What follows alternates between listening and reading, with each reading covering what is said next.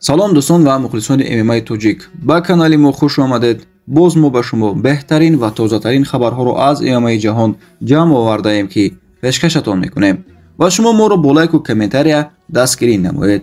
Ташаккур.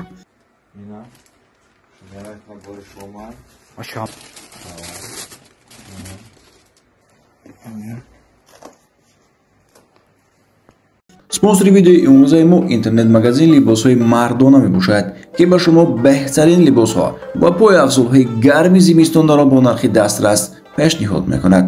ҳама либосҳо аз матои олидараҷа ва пойафзулҳо бошанд, аз чарми тоза истеҳсол шудаанд. худ ва наздиконатонро бо либосҳои гарм аз фасли сармо эмин нигоҳ доред. барои фармоиш дар васиби рӯи экран буда нависед ва барои тамошои дигар намуди либосҳо телеграм канал дар зери комментария ҳаст.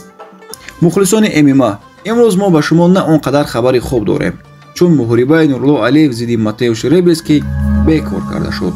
дирӯз Нурулло Алиев бо гузоштани аксаш, ки дар духтурхона қарор дорад, чунин навиштааст: ассалому алайкум, дуруд ба ҳамаи онҳое, ки дастгирӣ мекунанд, ғамхорӣ мекунанд ва ҳаёти варзишии маро пайгирӣ мекунанд. ман аз дастгириҳо ва суханҳои хуби шумо хеле хушҳолам. чанд моҳи охир робита ба баъзе шароити зиндагӣ ман аз карияи худ танаффус гирифтам.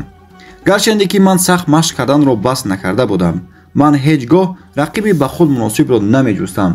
вақте ки UFC ба ман рақиби арзанда пешниҳод кард ва ман бо хурсандӣ розӣ шудам. ин муҳориба низ хусусияти принсипиалӣ дошт. аз ин рӯ ман ба ин ҷанг махсусан сахт омодагӣ мегирифтам. ҳама чиз мувофиқи нақша буд: беҳтарин толорҳо, мураббиён ва диетологҳо. чуноне ки мегӯянд, ҳар чӣ ки дил хост на он мешавад, ҳар чӣ худо хост ҳамон мешавад. мутаассифона чанд рӯз пеш поям осеб дид. пас аз гузаштан аз муоина, духтурони UFC барои муҳориба карданам иҷозат надоданд. рӯзҳои наздик поямро ҷарроҳӣ мекунанд. дар ҳаққам дуо кунед.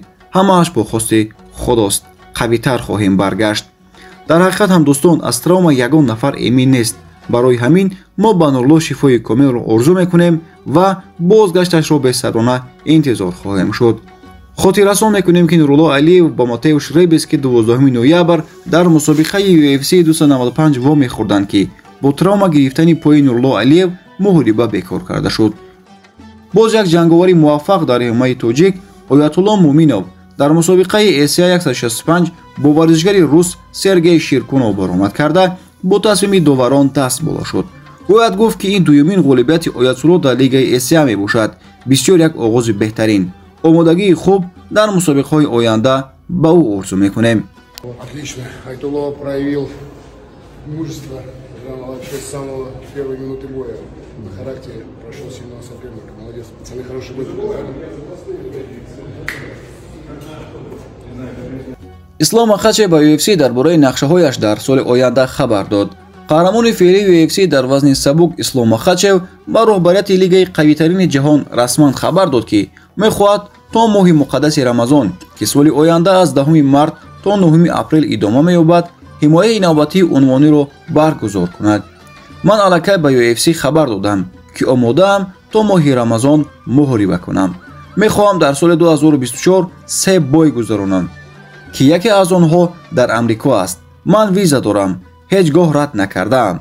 ман тамрин мекунам, ҳамеша худро дар як форма нигоҳ медорам ва интизори занг аз роҳбарият мешавам. ёдовар мешавам, ки 21 октябр дар UFC 294 дар Абу-Даби Ислом Махачев дуввумин ҳимояи муваффақи камарбанди қаҳрамониро анҷом дод, ки дар даври аввал варзишгари австралиягии Александр Волконовскиро, ки унвони UFC дар вазни нимсабукро дорад, нокаут кард. дӯстон, агар хоҳед хабари MMA-ро боз ҳам хубтар хонед, дар телеграм канали мо обуна шавед. силка дар комментария. хайр то видеои навбатӣ. шоду пирӯз бимонед.